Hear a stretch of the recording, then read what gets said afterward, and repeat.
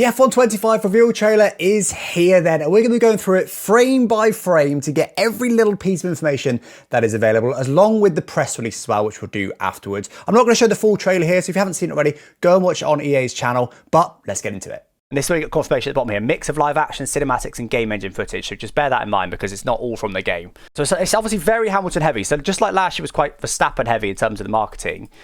You know, they paid a lot of money to have their logo on Verstappen's helmet and stuff and has him as an ambassador. I assume they've done the same with Lewis this year, which is honestly smart. Lewis is obviously such a big driver. And obviously with his move to Ferrari, that's definitely a smart thing. So this is our first look at the in-game wheel. It's changed a bit, maybe. I don't even know if it has changed. I think it's just the more they've added this a bit more clearly. If that, it's basically the same. Yeah, the ERS having blocks now could be something, but that could be about it. Like room again, seeing it. So this is a new podium sequence, but that's not massive news. Okay, here we go. Albert, tell you what, it looks beautiful there. It looks absolutely beautiful. I feel like it's changed, but it's obviously such a wide shot. It definitely looks amazing. I'm not 100% sure still, but it just looks. It doesn't look that familiar to me. Yeah, the graphics definitely do look better. I mean, look how real Hamilton looks there. Joking. No, that's similar. That curb is interesting. I think you guys are right. The curbs were updated, weren't they, for Imola? Okay. By the way, sparks. This is cinematic, so ignore the sparks. But I'd love it if they introduce sparks. Like we don't really get sparks at the moment. It kind of sucks. Yeah, okay, so it's definitely the 2024 Red Bull. So yeah, so Breaking Point starts in 2024. This is what it did before, and then you'll also run through to 2025 as well. That's confirmation of that. Okay, here we go. So this is our first proper shot of the new head-up display. Honestly, I think the top left is an improvement, the top right is an improvement. It's the same, it's just subtle tweaks. I think it looks a bit bolder, a bit nicer. I like it. So the minimap hasn't really changed, and this icon in the corner hasn't really changed. This is the big change. So we've got 47% battery. So the yellow line will be the battery charge. No, I'll tell you what it'll be. This green line here will be the throttle. That'll be the throttle, because then the brake will go the other side. So there's your throttle and there's your brake. It'll be that. So the green line will probably be your deploy limit. So how much ERS you're allowed to deploy every lap. You've obviously got your speed and your RPM and your gear. And this is DRS. I quite like that. I'm not sure it needs to be a circle. I think I prefer it to be in a bar, but... Oh, you think that's just rev lights? You think that's rev lights? Okay, if that's rev lights, I don't like it. That makes sense, actually, because if you look at it, they almost look like LEDs. They look like 5 LEDs that go red and then like a purple colour.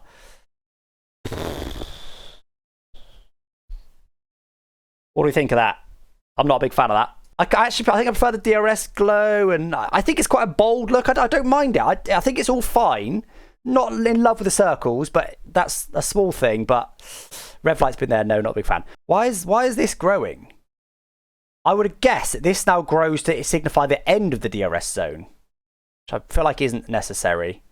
This green, I would assume, is your ERS harvest limit, ERSK harvest limit, because you don't brake much up to this point in Miami, so it might make sense it's only harvested a little bit.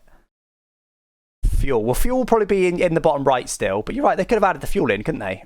I think the actual visuals are a nicer design. I think just at a glance, it's a nicer design, because the other one's quite in your face. It's too much colour, and it's big, and it's bulky. We all said this when it first happened last year, don't forget. Don't forget what you first thought of the F124 one.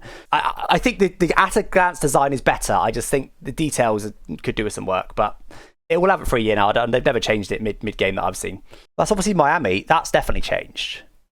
I don't recognise those lines anywhere else. And generally speaking, with EA, if they've changed anything, they'll change the whole track. It's rare they'll change sponsor boards, but it's rare they'll change one curb on one track. They'll normally overhaul the whole track. So they put Liam Lawson in the story, and he's probably he can only have done 2 races for Red Bull. Yeah, it's 30. You're right.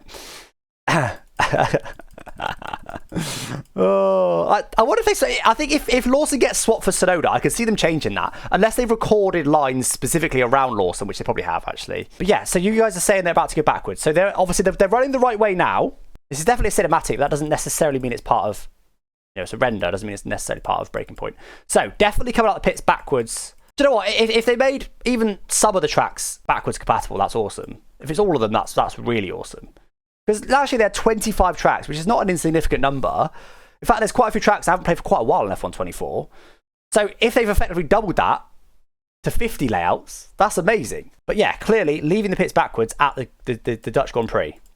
So It may just be a part of story mode, but you guys are saying it's shown multiple times. It says to me it is an actual feature. Let's just check that. So that's definitely backwards again. Zandvoort, same track. They're definitely going backwards now. So they're backwards at Silverstone. So that's Zandvoort and Silverstone. Austria, that's also backwards. This is heading towards turn 3 at Austria. Definitely backwards. We're not seeing any Connosport cars. I think this is just a feature, which is pretty cool. So yeah, that's exiting turn 3 backwards. Heading towards turn 1. Okay, so there's 3 tracks confirmed then. They're backwards. Finger wag, that's not new. We saw that exact celebration in previous games, so they haven't changed that animation at all. Could be a render. I like this effect. This is cool. Having the champagne spray. So if this is a new podium sequence, that's really cool, but it's probably a render for Breaking Point. So that's the other interesting part for me. This story is yours, which makes me think it's more dynamic and you can decide the story. Be cool if so. I think it's needed that, to be honest. It's been too linear. And then we get the F1 movie thing.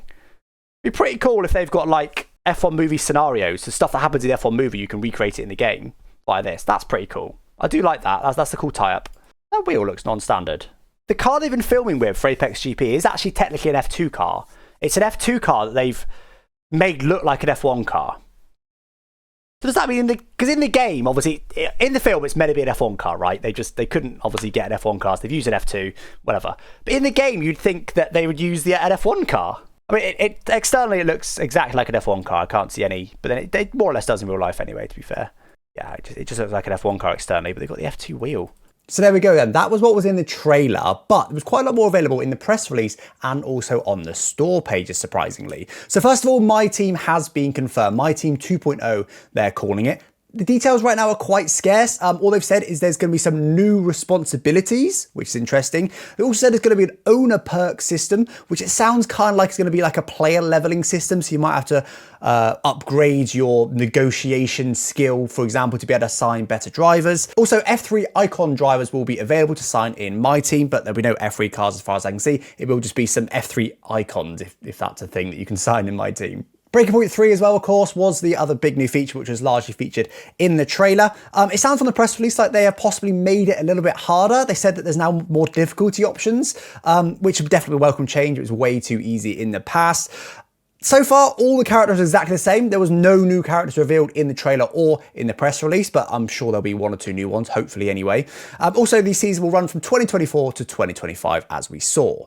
Reverse tracks then. There's 3 confirmed reverse tracks. In the trailer, we saw Zandvoort, Silverstone, and Austria, all of which were definitely driving backwards. We didn't see any others, though, so I would assume, and it is an assumption, only those 3 will be reversible, because they probably have to get an agreement from the track, possibly from F1, the FIA, to run them backwards. I don't reckon it's all 24 tracks, but I could be wrong on that. In terms of track updates there, we've definitely got Australia updated, definitely Imola updated, and I think Miami is updated, but I'm not 100% on that one. You can see curb changes and things like that. The F1 movie car will be coming as well. Again, to anyone who pre-orders the Iconic Edition, because there'll be post-launch gameplay chapters available in that. Now, chapters almost implies it's part of the Breaking Point story mode, but I don't know if that will necessarily be the case. I suspect it might just be maybe recreating certain cool scenes from the movie or something like that. I don't know. I quite like it though. It's quite a cool tie-up. The other big news is the 30th of May is the official release date, but obviously you get it 3 days early if you pre-order the Iconic Edition. It's not on old gen at all, so it's only on PS5, Xbox Series, and PC. It's not on PS4 or Xbox One consoles. It's still on the Ego engine, which for me is fine. I don't think they need a new engine. Yes, they could do a start from scratch a little bit in certain situations, but I don't think we need a new engine. The Ego engine is custom built by them from the ground up. It works quite well. They just need to kind of work on the game a little bit more, really. They also mentioned new collaborative options in the press release, which I don't really know what that means. That sounds like more multiplayer stuff, but it could just be an addition to F1 World. They were really, really vague with this, so I've got no idea. But collaborative is an interesting word. 2-player career was only updated last year. Be surprised they updated it again this early. So, but collaborative also doesn't really say it's just going to be multiplayer options. So I don't know. Very interesting. We'll see how that fleshes out. There's obviously a new head-up display, which we saw. There is higher CPU requirements on PC. That's because they've dropped old gen. The biggest thing holding back old gen was the CPU. So they've now increased maybe the AI is something that's quite CPU heavy. I don't know. There'll be lots of things that are CPU heavy. Strategy maybe Whether, don't know, we'll see what's using that more CPU, if anything. And the next news we'll get will be in April, which could be next week, but probably I'd save it a couple weeks now before we get another deep dive trailer, which would be interesting to see what they dive into first. But anyway, guys, there's been the F125 reveal trailer analysis. Hope you guys enjoyed the content. Drop a sub if you haven't already, and I'll catch you next time. Thanks for watching. Bye-bye.